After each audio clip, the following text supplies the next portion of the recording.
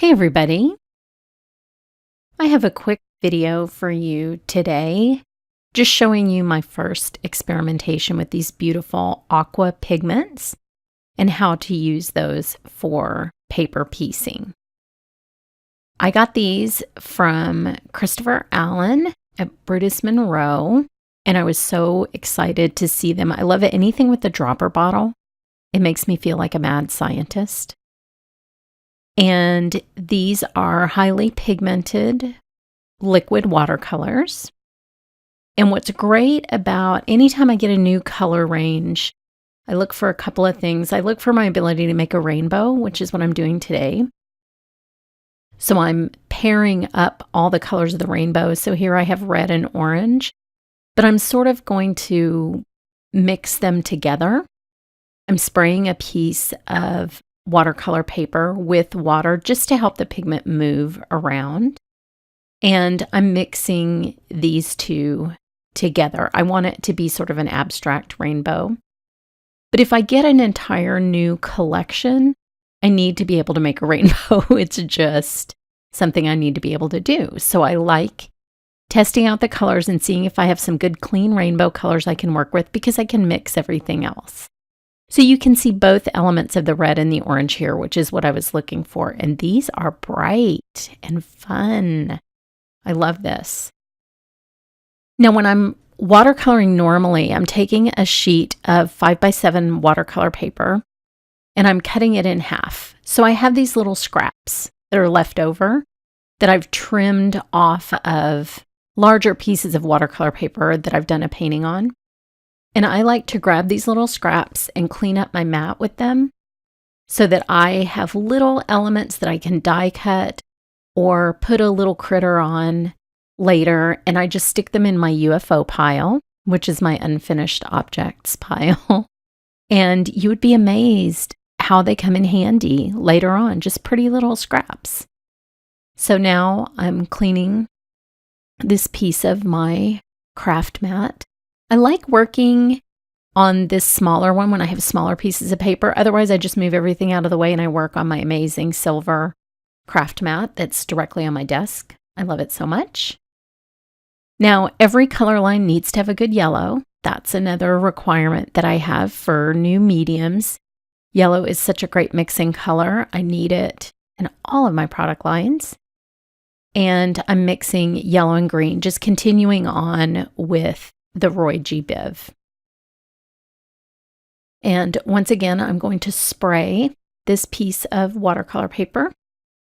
You don't have to do this. You could pick it up just at full intensity off the craft mat.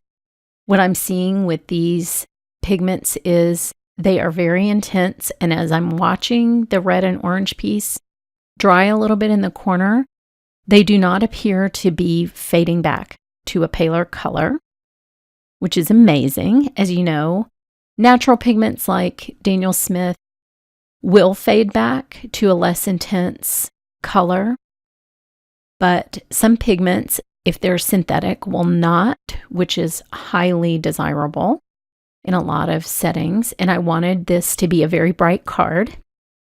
As you saw in the intro, the dye that I used is very bold, and I wanted the color to match that boldness. I'm moving on down the rainbow with a blue-green and a blue. So I am having a hard time getting this one out of the bottle. So I'm just going to pour a little bit. I'm doing something wrong with the dropper. But this is the blue, and then I have a green blue. I love it when those shades are already present for me, so I don't have to mix. But these are clean, transparent colors that you could easily mix a million colors with. That's one of the fun things about liquid watercolor. Now this piece, I'm just checking to make sure it's big enough, this little scrap, but I never waste a piece of watercolor paper. It's my favorite paper of all the papers that I work with, and it's also not inexpensive. So I do like to save all my little scraps. So you can see this is a much cooler green than the green that I used above with the yellow. I'm just helping that transition. And that stunning blue, that ultramarine blue, is just gorgeous. Now I'll spin another scrap around in the puddle. What's fun about these is when you do the pickup prints sort of from these, they're already mixed into a new color. So you can see the green isn't as separate as it is on the first one that I did. And that gives you a brand new color that you can keep for a future project. I'm using the Ink on 3 microfiber cloth. This is always just sitting in the Rascog cart next to my desk, ready for me to clean up any messes with, and that is a daily occurrence. So now I will be transitioning into the violet part of the spectrum. This is a really beautiful color combo here at the end. So I wanted to make sure that this was bright enough and gave that good indication of the end of the rainbow. So I'm mixing 2 more of a violet and a red violet color here at the end, and I'll have all the colors that I used listed below the video and on my blog.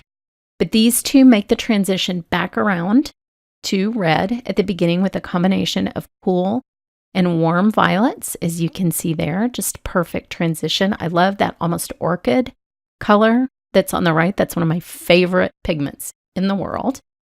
Oops, I got 2 pieces of paper. So I'll pick the mixed version up again for a future project on another scrap. I love that color. Oh my gosh. That is beautiful. Beautiful. I'm always looking for the perfect orchid. It's kind of the only purple that I really like. I like it to have that bright pink in it. So here's how I pieced the colors together with this beautiful love dye.